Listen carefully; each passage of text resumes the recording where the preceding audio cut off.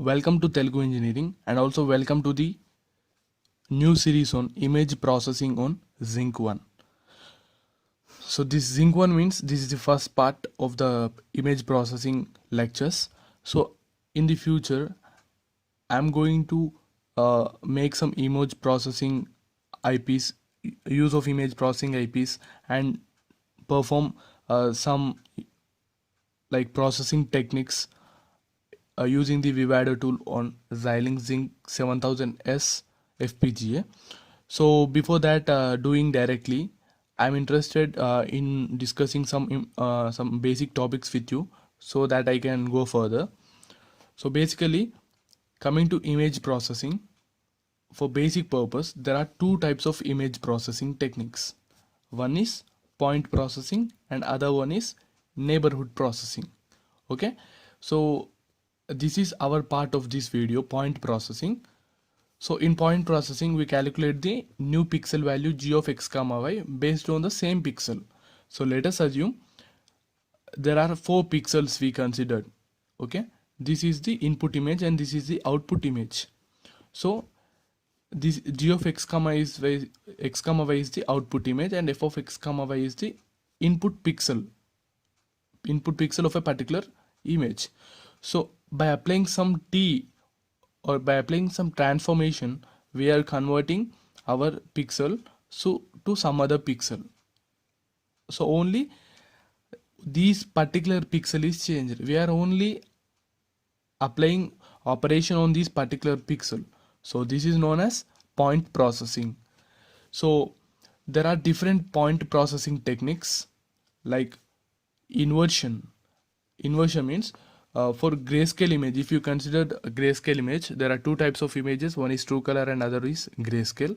True color is of a 3-dimensional RGB, whereas grayscale is of 2-dimensional with black and white. So you can vary the luminance or intensity of a particular pixel from 0 to 255 if it is a 8-bit pixel image. If each pixel represent a 8 bits. Okay, you can vary from 0 to 255. 0 to 255 if it is a 8-bit pixel. So you can have the 255 different values. So what this inversion does is, like if you give input a complete white image has luminance values of 255, right? The output will be 255 minus 255 that pixel, that is 0. So if you give white pixel as input, it will convert into black pixel. So it is inversing, right? So if you give like 127 as the pixel input luminance value, so the output will be 255 minus 127. Like if you give the more blacker pixel, it will convert into more whiter.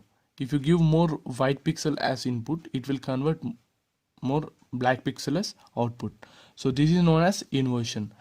And other point to point technique or point to point processing technique is gray level mapping. Like g of x comma y is our output pixel. So this pixel is equal to the input pixel plus some b. This is some constant b. So this b value may be less than 0 or b value may be equal to 0 or b value may be greater than 0.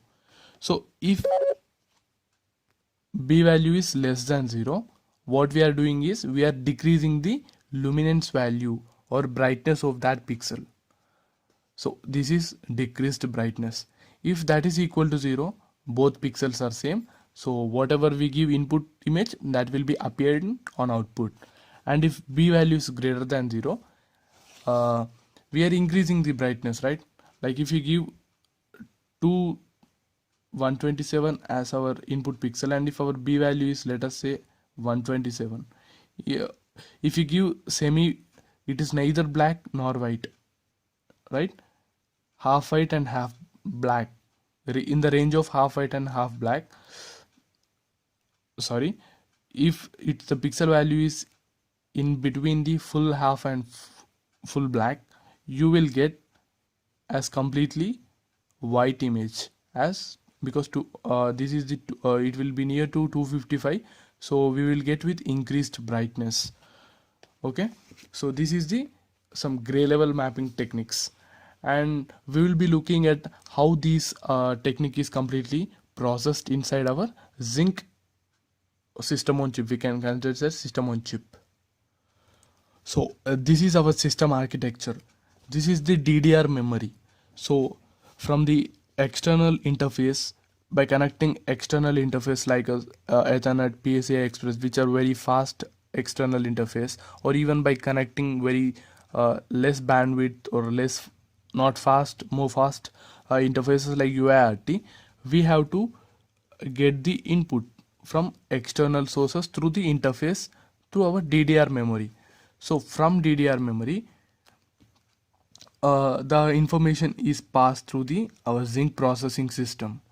So after the information is reached, or the input image or a particular pixel is reached to zinc processing system, so this is DMA controller, direct memory access controller. So this is passed to the DMA controller.